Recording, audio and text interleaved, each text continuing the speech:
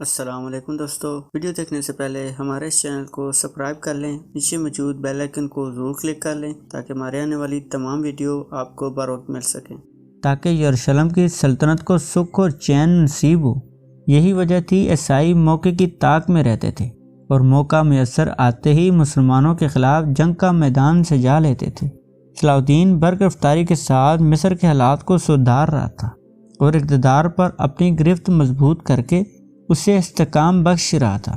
اس دوران عیسائیوں نے اسکلان اور رملہ کے قریب پرزے نکالے اور ان کے لشکر جرار وہاں اکٹھے ہو گئے۔ صلاح الدین نے برگرفتاری کے ساتھ ان کی خبر لینے کے لیے ان کے سر پر جا پہنچا۔ اسکلان اور رملہ کے قریب دونوں مقامات پر عیسائیوں کے ساتھ معرکہ رہی ہوئی۔ صلاح الدین نے انہیں عبرت ناک شکست دی اور وہ رائے فرار اختیار کرنے پر مجبور ہو گئے۔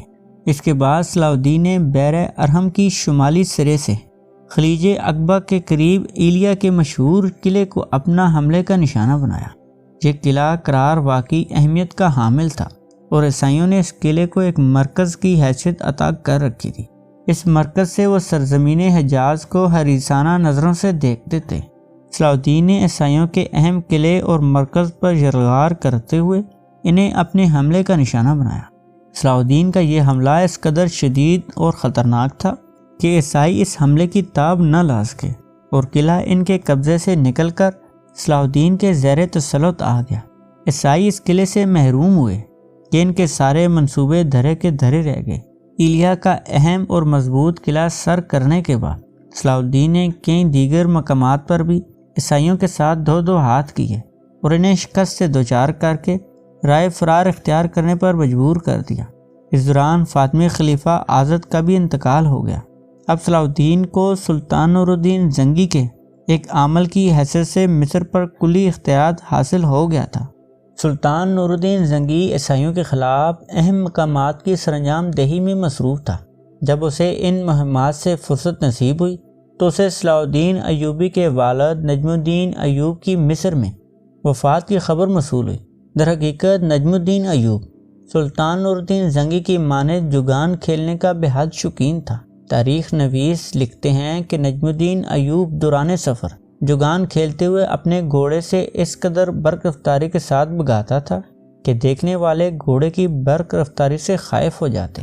نجم الدین ایوب جگان کھیلتے ہوئے گھوڑے سے گر کر زخمی ہو گیا۔ طبیبوں نے اس کے علاج معالجے میں کوئی کسر نہ اٹھا رکھی، لیکن خدا کو کچھ اور ہی منظور تھا، لہذا کوئی علاج کامیاب ثابت نہ ہو سکا اور وہ اس دنیا فانی سے رخصت ہو گیا۔ تاریخ گواہ ہے 569 ہجری کو عید الفطر کے دن سلطان نور الدین زنگی نے تاریخ گواہ ہے کہ 569 ہجری کو عید الفطر کے دن سلطان نور الدین زنگی نے غرباء اور مساکین میں صدقہ خیرات تقسیم کیے اور حقداروں کی مدد کرنے کے بعد نماز عید کی ادائیگی کے لیے نکل پڑا۔ یہ عید الفطر سلطان نور الدین زنگی کی آخری عید ثابت ہوئی۔ تاریخ نویس لکھتے ہیں کہ سلطان کے لشکروں کے قاضی شمس الدین نے نماز عید کی امامت فرمائی۔ نماز عید سے فارغ ہونے کے بعد سلطان نور الدین زنگی میدان اصغر میں جگان کھیلنے کے لیے گیا اور ایک امیر سلطان سے کچھ یوں مخاطب ہوا: سلطان معظم، یہ کس قدر مبارک دن ہے۔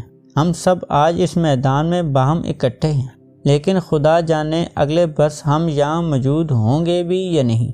یہ سن کر سلطان نے مسکراتے ہوئے کہا: میرے عزیز، سال تو ایک طویل عرصہ ہے، ہم تو یہ بھی کہنے کے مجاز نہیں اس ماہ کے بعد ہم یہاں اکٹھے ہو سکیں گے یا نہیں۔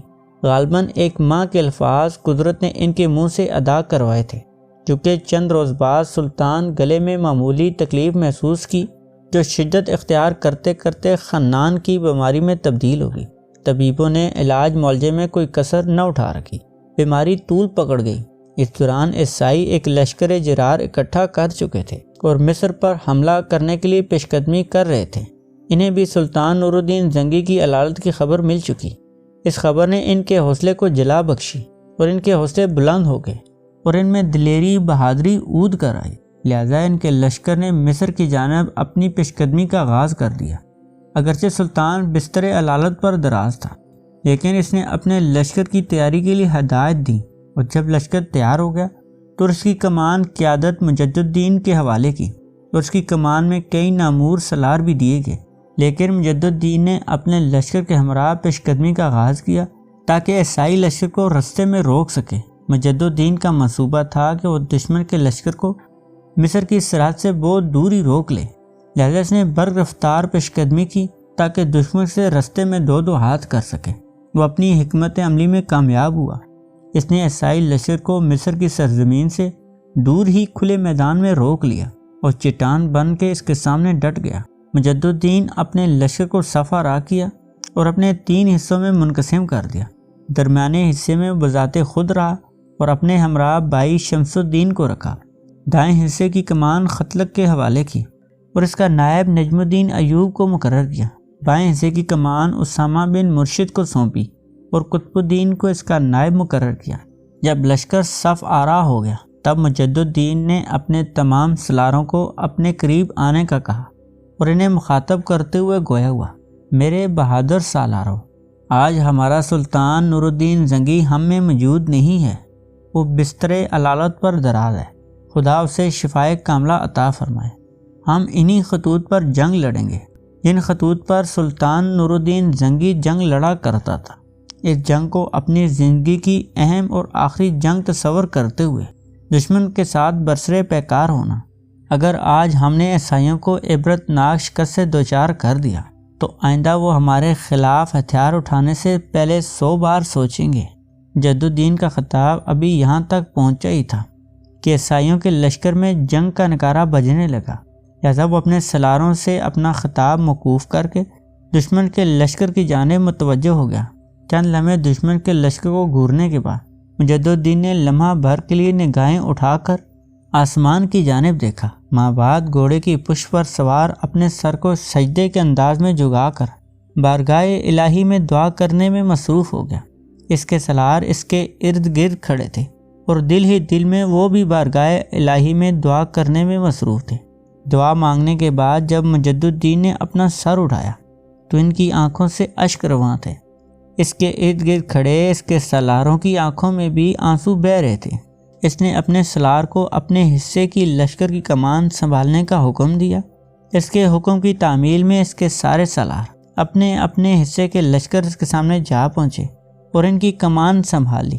اس کے بعد مجدد الدین نے نعرہ تکبیر بلند کیا اور اس کے سالاروں نے بھی اس قدر پرجوش انداز میں نعرہ تکبیر بلند کیا کہ ان کے نعروں سے فضا گونج اٹھی۔